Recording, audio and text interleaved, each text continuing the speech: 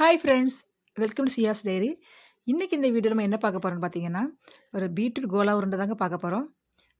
அது பார்த்தீங்கன்னா, ஒரு ஸ்டார்ட்டராகவும் பசங்க செஞ்சு தரலாம், இல்லை வந்து ஸ்நாக்காகவும் கொடுக்கலாம். அதுக்கு என்னென்ன பொருள் தேவைன்னு பார்க்கலாமா?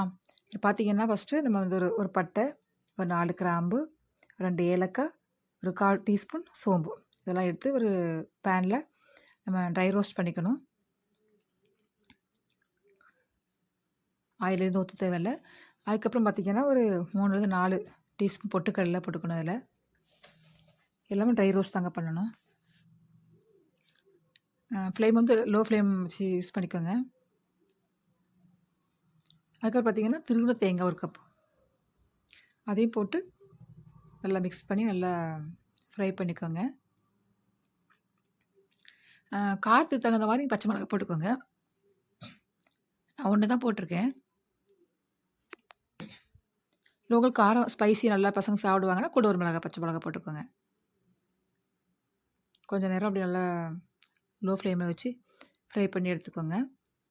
அதுக்கப்புறம் பார்த்தீங்கன்னா, அதை நீங்கள் தனியாக எடுத்து வச்சுட்டு அதை ஆறுனதுக்கப்புறமா மிக்ஸி ஜாரில் போட்டு தண்ணி எதுவும் ஆட் பண்ணாமல் நம்ம வந்து அதை அரைச்சி எடுத்துக்கணும். அதுக்கப்புறம் பார்த்தீங்கன்னா, அதே பேனில் கொஞ்சம் எண்ணெய் ஊற்றி நம்ம வந்து நான் வந்து 2 பீட்ரூட் எடுத்துருக்கேங்க. நான் துருவி வச்சுருக்கேன். அதை ஆட் பண்ணி நம்ம வந்து ஃப்ரை பண்ணுவோம். நீங்கள் அப்பப்போ கையை விட்டு கிளறி விட்டுட்டே இருந்துக்கோங்க. ஏன்னா வந்து அது வந்து அடிபிடிக்க வாய்ப்பு இருக்குது. ஒரு 5 மினிட்ஸ் கிட்ட நம்ம ரோஸ்ட் பண்ண வேண்டியது வரோங்க.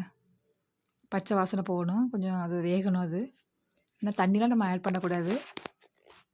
அதனால் இந்த மாதிரி பண்ணி தர்றப்ப பசங்களாம் விரும்பி சாப்பிடுவாங்க. பீட்ரூட்டே சாப்பிடாத பசங்க கூட இந்த மாதிரி நம்ம கோலா உருண்டையாவோ கட்லெட்டாக பண்ணி கொடுத்தா ரொம்பவும் லைக் பண்ணி சாப்பிடுவாங்க.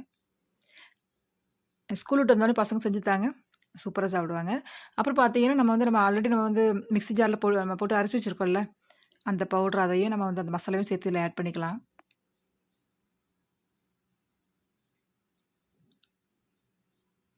ஆட் பண்ணிவிட்டு நம்ம அதை ஆறுனதுக்கப்புறமா நம்ம எந்த சைஸில் நம்ம உருண்டை பிடிச்சிக்கணுமோ அந்த சைஸில் உருண்டை பிடிச்சி வச்சுக்கணும். பிடிச்சி நம்ம ஆயில் ஊற்றி பேனில் பொரிச்சு எடுத்துக்க வேண்டியதுதான்.